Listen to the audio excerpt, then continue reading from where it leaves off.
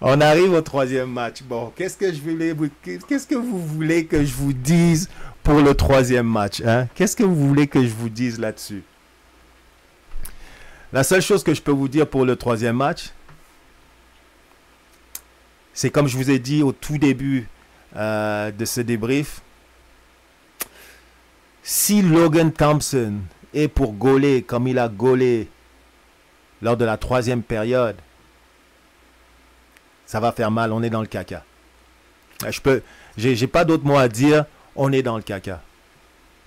Right? Parce qu'il va garder son équipe dans le match. Mais on est dans le caca, plus ou moins.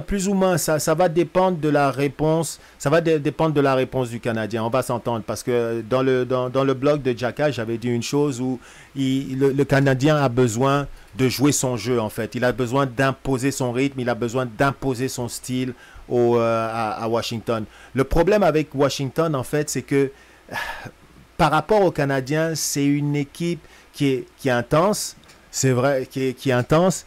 C'est une équipe qui a de l'osmose, c'est-à-dire, on dirait que chacun de leurs joueurs se connaît, ils ont de l'expérience. Quand ils entrent en zone, ils savent quand est-ce ralentir pour que les joueurs soient ou accélérer pour que le joueur soit pas hors jeu. Ils savent comment faire des permutations de position pour rentrer dans les zones. Et en défense aussi, ils sont très coordonnés et aussi disciplinés.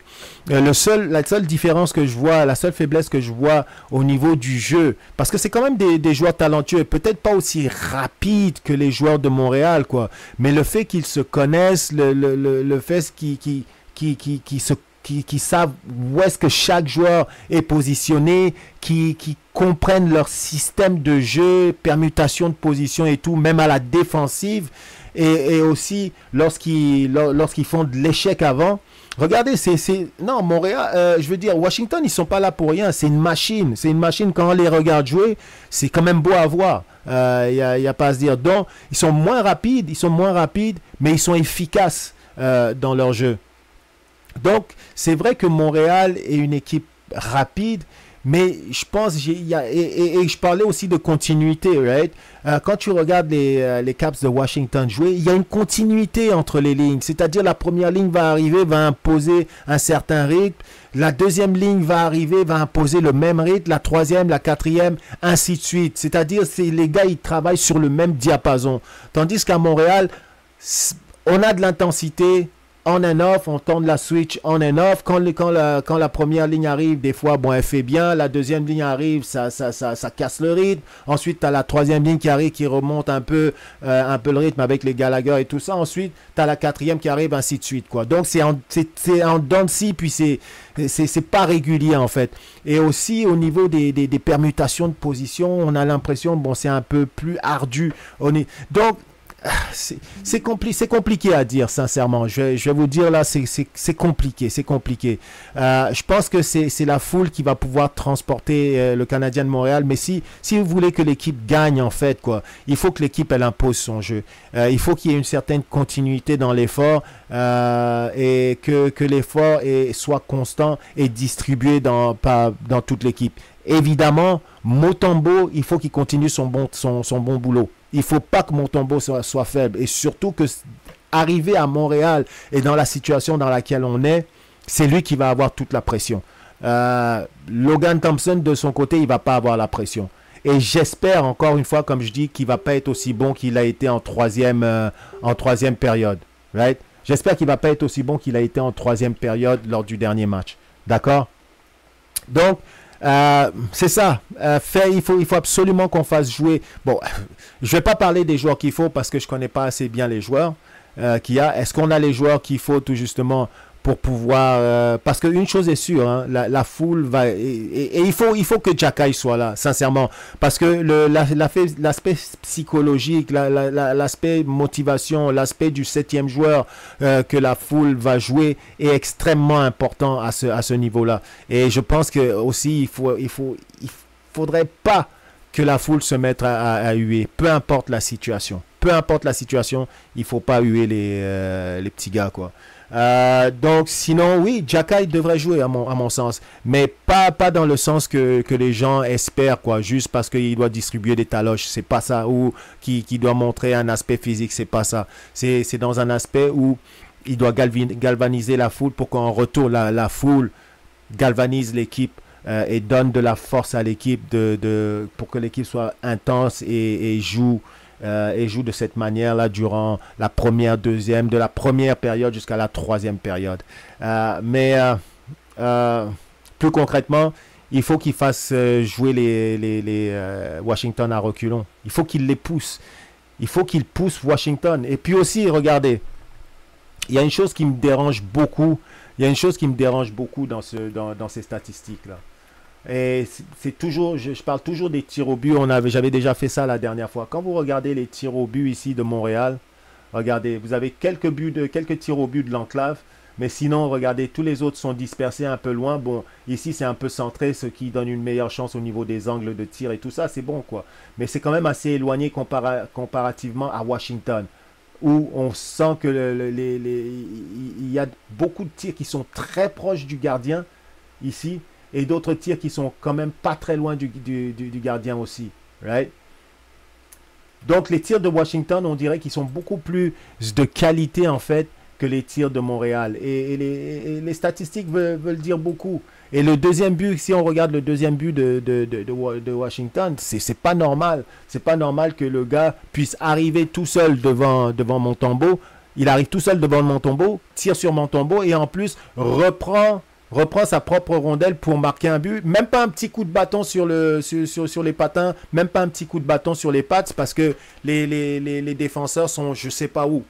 Ouais. Donc c'est pas normal. Et aussi, ce qu'il va falloir, c'est qu'on parlait et ça va être très important aussi pour le match. Ce qu'il va falloir, c'est que les gars attaquent le filet. Il va falloir que les gars attaquent le filet. C'est vrai que Logan Thompson est bon, right? Mais j'ai l'impression et c'est vrai aussi qu'il se met hors position à plusieurs moments lorsqu'il fait ses arrêts, right? Il faut que le Canadien trouve un moyen de poster du monde devant le filet de 1 et qu'il trouve le moyen ensuite de créer le chaos et de prendre les rebonds. C'est simple, surtout quand il tire de loin, surtout quand le Canadien tire de loin. Vous allez regarder cette statistique-là, vous allez vous dire 24, excusez-moi, vous allez regarder cette statistique-là et vous allez vous dire tir bloqué 24 contre 12. Le double de tirs bloqués, mais pourquoi? C'est très simple. C'est parce que le Canadien tire de loin et que non seulement ils ont eu une pénalité en plus, mais les gars tirent de loin et les Washington n'ont pas de misère à se mettre dans les lignes de tir. Ça, c'est de 1. Et aussi, maintenant, un gars comme Logan Thompson, il faut le déranger. Il faut le déranger. Il faut mettre du monde dans sa face. Et ça, c'est pas forcément le travail d'un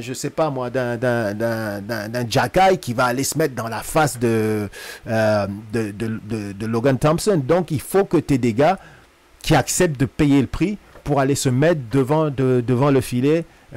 Essayer d'obstruer la vue du gardien, essayer de prendre des rondelles. Il faut attaquer le filet, il faut que les tirs viennent de plus près aussi.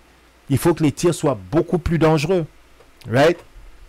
Donc, c'est ça mon analyse là-dessus, les gars. Dites-moi ce que vous en pensez. Et surtout, n'oubliez pas de liker, n'oubliez pas de partager aussi. Et n'oubliez surtout pas de vous abonner également, ok? Le prochain match, ça va être un match compliqué, ça va être un match très important. J'aimerais qu'on gagne le match. C'est tout ce que j'ai à dire. Est-ce qu'on va le gagner? Allez, je vais y aller, on va le gagner. On va le gagner 4-3 en prolongation. Ça va être chaud. Ça va pas forcément être un match de gardien. On va gagner 4-3 en prolongation. C'est ce que je dis.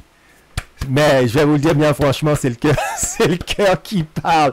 C'est parce que je veux des likes et je veux des subscribes et je veux des partages. C'est le cœur qui parle. Donc, dites-moi ce que vous en pensez. Ouais, surtout pour la théorie sur Jacky, aussi la manière dont le Canadien peut arriver à la victoire. Et comme toujours, oubliez pas, hein, il faut que Martin Saint-Louis coach. Et c'est ce que je lui demandais la dernière fois. Et il a coaché en troisième période. Il a coaché. L'arbitrage, les gars, encore une fois, lâchez le morceau. Lâcher l'arbitrage, c'est pas de la faute de l'arbitrage, peu importe ce qui se passe là. On connaît tous l'arbitrage en série. Et pour la défaite qu'on a eue, le Canadien a quand même passé le message, les amis. Même si on a encore terminé court sur la victoire, le Canadien a passé son message. Donc faites attention à vous autres. Je vous souhaite, on se revoit sûrement demain pour un avant-match. Mais sinon, si ce n'est pas le cas, je vous souhaite un super bon match numéro 3. Ça va être critique. Soyez au Centre Bell, encouragez votre équipe. Et on se retrouvera aussi pour un autre débrief du troisième match en espérant que ce sera dans des émotions plus joyeuses. D'accord? Ciao, ciao.